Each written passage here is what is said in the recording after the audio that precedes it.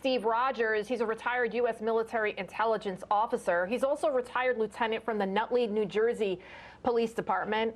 Also joining us, law enforcement expert David Smith, a former Arizona police lieutenant. Gentlemen, thank you so much for joining us.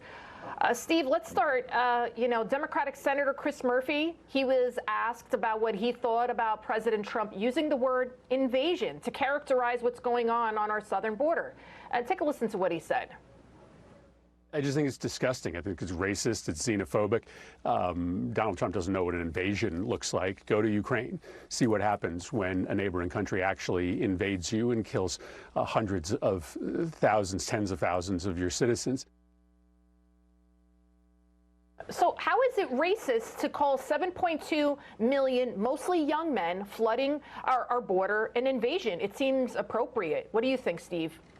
Look, this guy ought to be ashamed of himself. The fact of the matter is that Joe Biden and the Democrats have left a wave of destruction and river of blood in every street across this country as a result of their policies, as a result of their invasion, of allowing an invasion of all kinds of people. And I'm not talking about, I'm sure there's some good people that want asylum, but we're talking about possible terrorists, we're talking about criminals, we're talking about the drug cartel, human trafficking. If that's not an invasion in the eyes of this guy, he needs to move out of the country.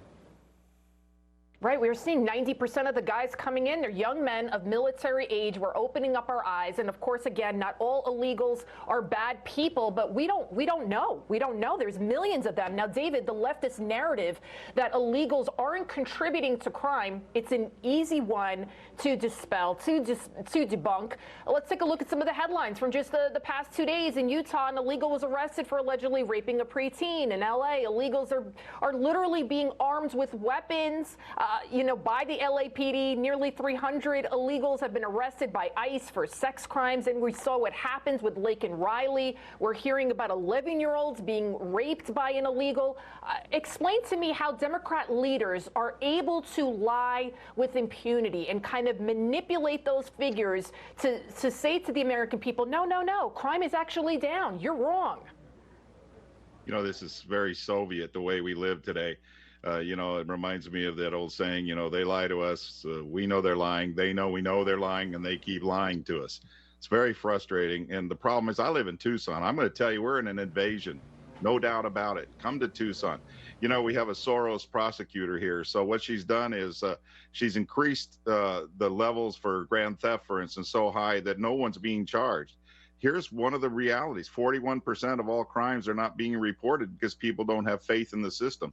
Things are going crazy. Come to our airport and watch the special line for illegal aliens. And I just want to remind everybody that in 1980, Carter did the Mariel boat lift. That started literally a gang war in the United States. It escalated the arms race. And we went from facing 22s to 9s and 45 autos because all those Cuban criminals were military trained.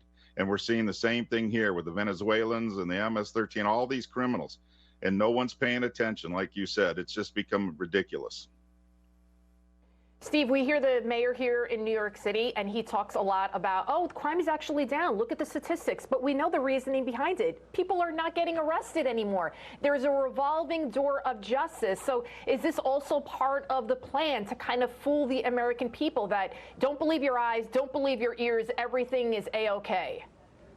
You just said something before that resonated, I'm sure, with millions of Americans. How on earth could those Democrat leaders, like Mayor Eric Adams, get on front of a TV camera and lie to us, simply lie to us?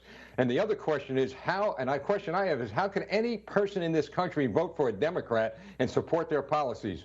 My colleague, the gentleman you have on now, he has to put up with this every day in Arizona.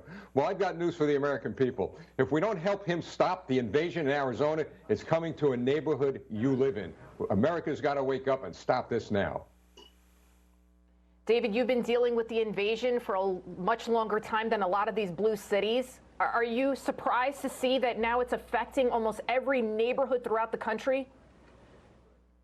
No, and it's going to get worse and worse. And this is the thing. These people are unvetted.